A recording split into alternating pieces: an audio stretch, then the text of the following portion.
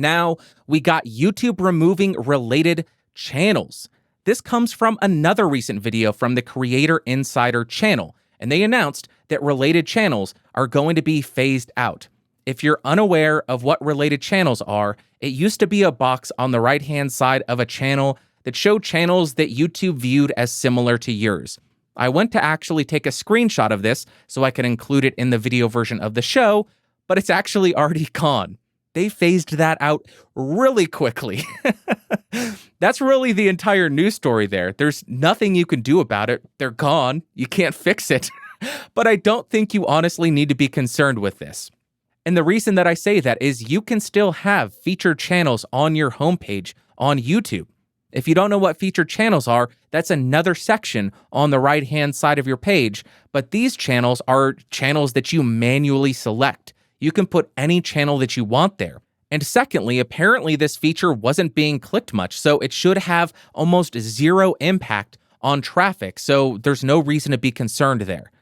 Now, I actually think that this is good news, and I'll explain, because a lot of people may be thinking, well, it seems neutral. If you weren't getting any traffic, who cares? So let me share a personal experience that I had with the related channels feature, which led me to think that it was just an all-around really bad feature. There used to be another audio channel on YouTube who would talk about audio gear, but who also absolutely hated my guts. Now, because I review audio gear and this guy reviewed audio gear, he showed up in my related channels. And because he hated me so much and didn't care about his YouTube channel, he decided to change his channel name to include racial slurs. What that means is when somebody would go to my page, they would scroll down, see related channels, and see racial slurs posted right there on the front page of my channel. Because some people don't understand that it's not a direct endorsement, it's YouTube automatically generating these correlations between channels, that could be seen as me endorsing the use of that language.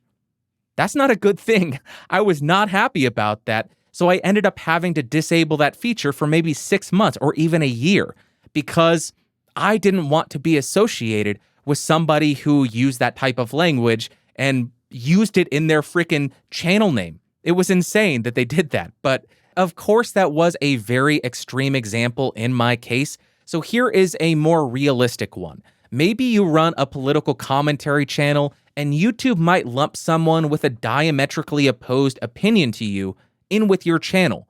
So you would have Ben Shapiro linking to the Young Turks as related channels, and some viewer who doesn't understand that's automatically generated would say, well, the Young Turks are clearly endorsing Ben Shapiro or vice versa. And that's the problem that I saw with the related channels feature. I am personally happy that it's gone. It doesn't seem like it was driving traffic, so you shouldn't be concerned about that. And now nobody is going to be confused about you endorsing some channel that talks about stuff that you find rather disgusting. So ultimately, I think it's a good thing. I saw a tweet from another YouTuber on this topic. This is from This Is Tech Today. Brandon, great channel if you're looking for general tech news and discussions. Great stuff. In his tweet, he said, "A concern I have from the loss of auto-generated related channels is the loss of information on what YouTube understands about my channel, the people that watch my content, and what other channels they watch.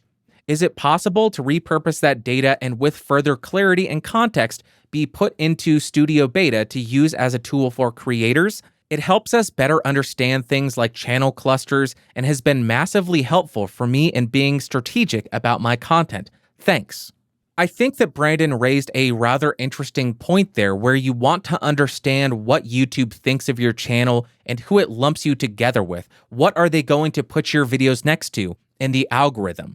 But I still don't think it's necessarily a very important analytic to look at. The reason I say that is YouTube seems to be devaluing subscriptions and even visiting channels as a whole.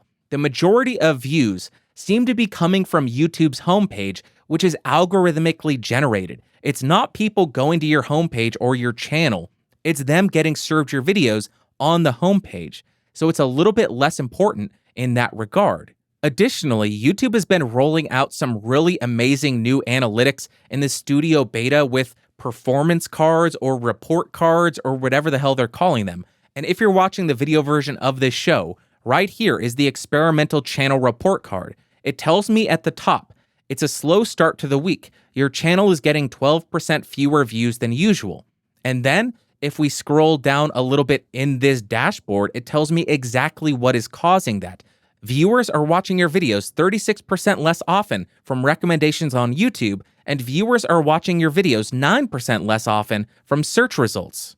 So even though YouTube is removing features like related channels, which may help us personally gauge what channels YouTube thinks we're similar to, I just think that information is far less important nowadays, and YouTube is providing us the information that is more valuable and what they focus on when developing channels and featuring channels.